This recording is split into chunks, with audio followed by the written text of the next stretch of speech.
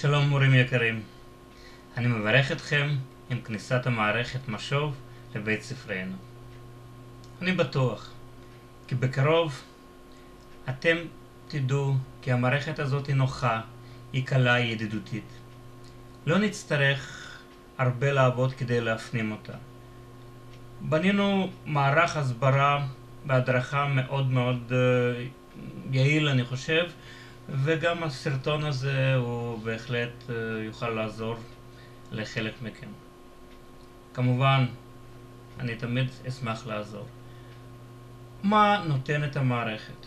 משוב עם מענה מצוין, קודם כל להעברת מידע, ממורה למחנך, ממחנך לרכז, ממורה להורה בקרוב. בהדרכה זו אני אסביר כיצד לאזן נתונים של משמעת ושל הציונים לשיעור, ובכלל איך נכנסים למערכת. שיהיה לכם הדרכה קלה ונעימה. בהצלחה רבה. ובכן נתחיל. יש שתי אפשרויות להיכנס למשוב, או דרך TS או דרך אינטרנט רגיל. אתם מורידים תוכנה, נסביר לכם כיצד, ואחרי הורדה והתקנה מקבלים חלון בו מזינים את מספר תעודת זהות שלכם וסיסמה. סיסמה ראשונה אתם מקבלים ממני, ועליכם להחליף אותה לסיסמה נוחה לכם.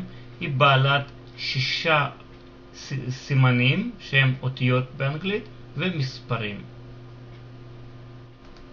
כך נראית התוכנה. תשימו לב, מצד ימין יש לנו את כל התפריט. הרבה תפקידים יש בתפריט זה, אך אל תבהלו. נתחיל ממשהו קטן ומרכזי, משני הדברים החשובים, הכנסת ציונים והערכות משמעת. אך נתחיל במעשה חד פעמי. כאמור, יש להחליף סיסמה אישית.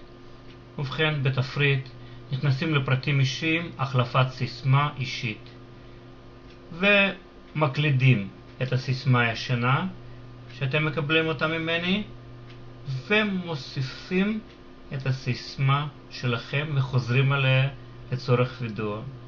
מזכיר, 6 תווים, אנגלית, מספרים.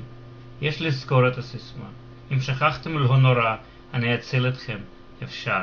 אך בבקשה, הסיסמה הזו היא סיסמת הכניסה למערכת. יש כאן מערכת משוכללת שמגינה מכל מיני זיופים וכניסות של הגורמים הלא רצויים, לכן חשוב לדעת אם טעיתם, הקלטתם לא נכון, היא מאפשרת לכם עוד 3 פעמים להיכנס. אם לא, 20 דקות יש לחכות. אם קרה משהו, אתם חייבים דחוף להיכנס ואתם סוף סוף נזכרתם בסיסמה, תפנו אליי או אל אופרה, נציל אתכם גם מצרה זו. חברים, שימו לב חידוש. בניגוד למערכת הקודמת, מנבסון, עליכם להכניס מערכת השעות שלכם בעצמכם. עושים את זה בצורה מאוד פשוטה. מקבלים מהראלה את המערכת שלכם, יושבים מול מנבסון, נכנסים לפרטים אישיים, עדכון נתונים ומערכת שעות. נכנסים למערכת שעות, מקבלים כאמור מערכת שעות. לוחצים על חצים ונפתח בפניכם חלון של מערכת השעות שלכם. בוחרים ליום מסוים, לשעה מסוימת, שיעור שנקבע מראש על ידי הראלה, ובוחרים בו. לא לשכוח בסוף לשמור.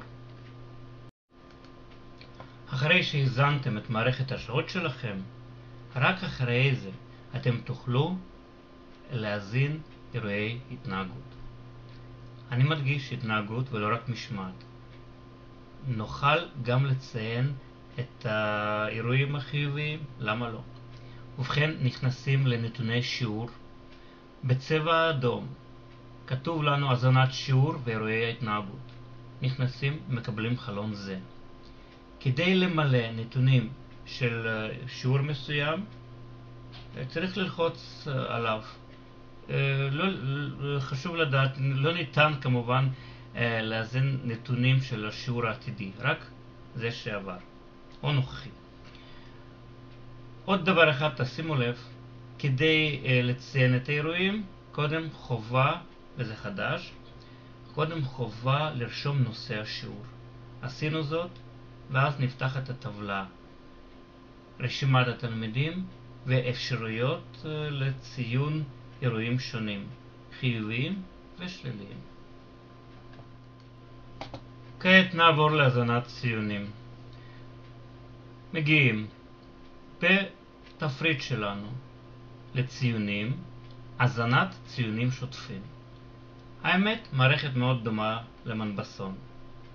בוחרים קבוצת לימוד, לאחר מכן שם האירוע, תאריך האירוע, משקל באחוזים, תקופת הלימודים, איזה מחצית א' או ב', וסוג האירוע, מבחן, בוחן וכדומה. עשינו זאת, לוחצים על צור אירוע. אחר כך צריכים לאזן ציונים. קבוצת לימוד בוחרים זאת שנבחרה קודם, שוב תקופת האירוע סמסטר,